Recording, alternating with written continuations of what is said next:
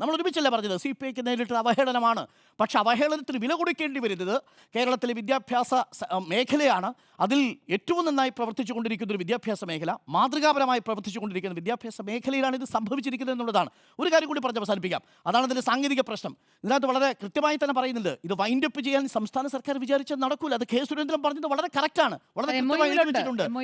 MOUയിൽ എഴുതി വെച്ചിട്ടുണ്ട്. അത് കേന്ദ്ര വിദ്യാഭ്യാസ മന്ത്രാലയവും കേന്ദ്ര സ്കൂൾ വിദ്യാഭ്യാസ വകുപ്പും മാത്രമാണ് ഇതിൽ ഏതെങ്കിലും തരത്തിൽ ടെർമിനേഷനുള്ള അധികാരമുള്ളത്. സംസ്ഥാന സർക്കാർ ഉപയോഗിച്ചത് ഒരു കാര്യം ചെയ്യാൻ പറ്റും, സംസ്ഥാന സർക്കാർ ഇത് അപ്ലോഡ് ചെയ്തില്ലെങ്കിൽ നടക്കൂല, അത്രേ ഉള്ളൂ. പഞ്ചാബിൽ ഇത് മാത്രമല്ല, അവരിത് നടപ്പിലാക്കേണ്ടത് തീരുമാനിച്ചു, ഒഫീഷ്യലി ഡിക്ലെയർ ചെയ്തു. ഇവിടെ ഇപ്പോൾ തീരുമാനിച്ചിരിക്കുന്നത് എന്താ, താത്വികമായ ഒരു മരവിപ്പിക്കൽ അവസ്ഥയിലെത്തിക്കും. മരവിപ്പിക്കൽ അവസ്ഥയില്ല.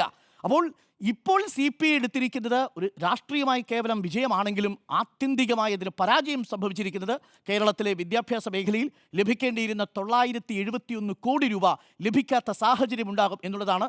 ഇതിനാര് കണക്ക് പറയും, ഇതിനാരും മറുപടി പറയും എന്നുള്ളതാണ് ഏറ്റവും പ്രധാനപ്പെട്ട ചോദ്യം. അപ്പോൾ രാഷ്ട്രീയമായി നിങ്ങൾക്ക് വിജയമായിരിക്കാം, പക്ഷേ യഥാർത്ഥത്തിൽ അത് വിശാല രാഷ്ട്രീയത്തിൻ്റെ അടിസ്ഥാനത്തിൽ കേരളത്തിൻ്റെ വിദ്യാർത്ഥികളുടെ രാഷ്ട്രീയത്തിൻ്റെ അവകാശത്തിൽ നോക്കിയാൽ ഇതൊരു വലിയ പരാജയമാണ് എന്നാണ് ഞാൻ മനസ്സിലാക്കുന്നത്. അതിന് പഴി CPIക്കല്ല, അതിന് പഴി കേന്ദ്രത്തിന് തന്നെയാണ്. പക്ഷേ പഴി കേന്ദ്രത്തിലാണെന്നുള്ളത് കേരളത്തിലെ ജനങ്ങൾ അറിയാതെ പോയി ഈ വിവാദത്തിൽ എന്നതാണ് എൻ്റെ പക്ഷം.